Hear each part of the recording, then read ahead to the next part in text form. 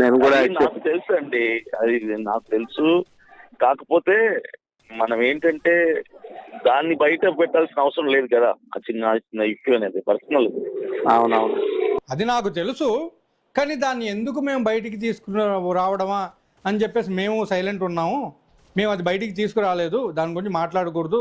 ఒకవేళ మాట్లాడితే క్రైస్తవ్యానికి అంటే క్రైస్తవ్యాన్ని కూడా ఎవరు నమ్మకుండా పోతారు, క్రైస్తవ్యం మీద నమ్మకం పోతుంది అనేటువంటి ఒక ఉద్దేశంతోనే అలా చేశాము అన్నట్టు మాట్లాడడం జరిగింది.